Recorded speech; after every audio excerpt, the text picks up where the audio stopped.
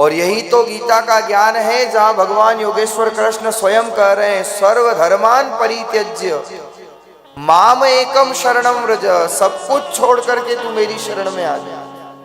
तू भला है, बुरा है, तू कामी है, कपटी है, कुटिल है, जैसा है मेरी शरण में आ जा। अर्जुन ने एक नहीं कई प्रश्न किए हैं। गीता तो ऐसा विषय है जितना बोला जाए उतना कम है। और कभी कभी मुझे बड़ा आश्चर्य होता है, ऐसा नहीं है कि लोगों की श्रद्धा नहीं है, गीता के प्रति आस्था भी बहुत है, श्रद्धा भी बहुत है। और इसलिए हमारे आज अशोक जी ने एक अच्छा संकल्प लिया है कि गीता जयंती का पावन दिन है, और हमारे आयोजक परिवार की तरफ से आज जितने लोग आए हैं सबको गीता जी प्रसाद स्वरूप में मिलेगी, प्रसाद स्वरूप में भेंट की जाएगी। मैं बात ये कह रहा था कि श्रद्धा तो है, आस्था है और विश्वास भी है, पर कभी कभी बड़ी विचित्रता दिखाई देती है संसार। हमारी भावना कितनी है, लोग क्या कहते हैं। कोई आदमी मर रहा हो, मरणासन अवस्था में हो, तो लोग क्या कहते हैं घर वाले, अरे इसको गीता जी सुना दो। गीता के 2 शब्द भी कान में पड़ गए तो उद्धार हो जाएगा। कब? जब आदमी मर रहा होता है, मरणासन अवस्था में। घर के लोग कहते हैं गीता सुनाओ, 2 शब्द भी सुनेगा तो उद्धार हो जाएगा।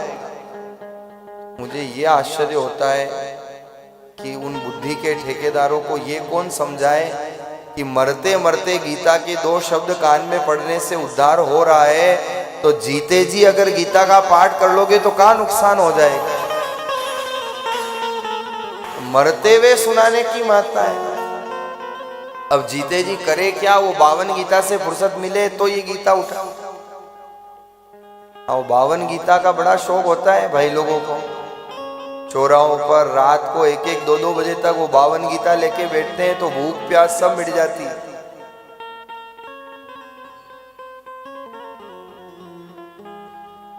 गीता एक ऐसा विषय है, एक ऐसा ग्रंथ है जो जीवन के हर क्षेत्र में, जहां कहीं आपके नकारात्मक विचार आपको प्रभावित कर रहे हैं, गीता का एक श्लोक आपको उस नकारात्मकता से दूर कर सकता है। ये बहुत सत्य है। ऐसा कोई विषय नहीं जो गीता में सारगर्भित ना हो, गीता में समाहित ना हो। आपको मोटिवेशनल चाहिए, आप गीता पढ़ो। क्या भगवान ने जगाया है अर्जुन को, और एक नहीं अनेक प्रश्नों पर भगवान ने ज्ञान प्रदान किया। कई लोग प्रश्न करते हैं, महाराज भजन में मन नहीं लगता है, क्या करें। नया प्रश्न नहीं है, अर्जुन ने भी किया था। गीता के 2 अध्याय में अर्जुन कह रहे हैं, प्रभु चंचलम ही मनः कृष्ण प्रमार्थी बलवद्रणम। हे प्रभु, ये मन बड़ा चंचल है, ये दिन रात दौड़ता है। मैं क्या उपाय करूं जिससे ये मन आपकी भक्ति में लग सके। और तब जो योगेश्वर कृष्ण ने जवाब दिया है, आपने उत्तर दिया है, अभ्यासेन तु कौन्तेय वैराग्येण च गृह्यते।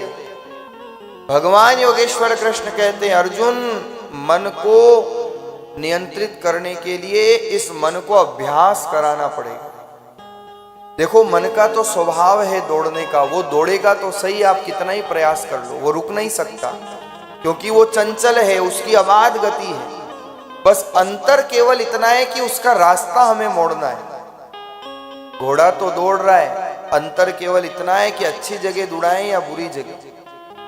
और इसलिए भगवान ने कहा, अभ्यासेन तु Kaunteya, practice makes a man perfect. करत करत अभ्यास के जड़मति होत सुजान।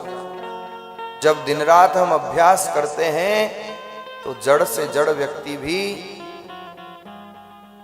विवेकवान हो जाता है। स्वामी रामचरण जी महाराज ने भी इस विषय में वाणी में फरमाया। श्री महाराज के प्रथम शिष्य हुए वीतराग महाप्रभु परमहंस रामजन्य जी महाराज। आपकी वाणी का बड़ा सुंदर शब्द है, जू मूसो पारो पीवे। जैसे चूहा चंचल होता है वैसे मन भी चंचल है। इस मन को चूहे की उपमा दी है। जो मूसो पारो पीवे तो हलियो चलियो नहीं जाए। चूहे को देखा होगा आपने, चूहा रुकता नहीं है, दौड़ता रहता है, वो ठहरता नहीं है। ऐसे ही ये मन भी दौड़ता रहता है। जू मूसो पारो पीवे तो हलियो चलियो नहीं जाए, यूं मन पीवे राम रस तो सब ही थके उपाय। पारा होता है, आप लोगों ने देखा होगा, तो वो चूहा अगर गलती से भी पारा ग्रहण कर ले तो उस चूहे की जितनी गति है वो सब समाप्त हो जाती है। श्री महाराज ने क्या pictorial depiction is very necessary. जीवन में बिना सिद्धांत के, बिना दृष्टांत के सिद्धांत गले नहीं उतरता, और इसलिए दृष्टांत सहित समझाया कि चूहा अगर पारा पी ले तो उसका हिलना चलना डुलना सब बंद हो जाता है, वो स्थिर हो जाता है। ऐसे ही इस मन रूपी चूहे को दिन रात जो राम नाम रूपी पारा पिलाते हैं तो उनका मन भजन में लग जाता है, उनका मन उनके आराध्य में लग जाता है। यही तो प्रक्रिया बताइए श्री महाराज ने। आसन अडिग जमाय के कह श्वासों श्वासा राम, अपना ही श्रवणा सुने तो सुरती रहे एक ठाम। ये भजन का मार्ग सारा शब्द प्रकाश ग्रंथ श्री महाराज ने प्रतिपादित किया। इतना ही कहूंगा, जीवन में अगर गीता का ज्ञान है तो जीवन आनंदमय है, क्योंकि गीता संतुष्टि देती है। और चाहे अथाह संपदा हो लेकिन मन संतुष्ट नहीं है। गोधन गज धन वारी धन और रतन धन खान, जब आवे संतोष धन सब धन धूल समान। कितना भी हो लेकिन अगर संतोष नहीं है तो सब कुछ होने के बाद भी न होने के बराबर है। और वो संतुष्टि गीता के ज्ञान से प्राप्त होती है। What is the richness? अमीरी क्या है? Richness is not earning more. Richness is not saving more. Richness is not spending more. धन कमा लेना, बचा लेना, खर्च कर लेना, केवल ये अमीरी नहीं है। महात्मा तो कहते हैं richness when we need no more. जीवन में जब ये भाव आ जाए कि बस जो प्राप्त है वो पर्याप्त है, तेरी रजा में रजा है, तेरी मजा में मजा है, या तो यूं भी वाह है और यूं भी वाह है। यह है संतुष्टि, यह है मन का संतोष, और ये अथाह मिलता है महापुरुषों के पास। इसलिए तो श्री महाराज ने वाणी में अपने संतों की महिमा करते हुए क्या उनका जीवन बताया है। पत्थर पलंग बिछावना तंबू तणे असमान, भुजा कलाई गीदवा पातर मटी पखाण। पातर मटी पखाण फकीरी निर्भय जाके, तीन लोक को राज कहां कोई हीणत भाके। राजा प्रजा पगा पड़े भिक्षा कर गुजरान, पत्थर पलंग बिछावना और तंबू तणे असमान। यही तो संतों की मौज है, यही तो संतों का आनंद है। जमीन पर लेट जाते हैं, सिराना हाथ रखते हैं। संत तो अपना गादी तकिया हमेशा ही साथ रखते हैं।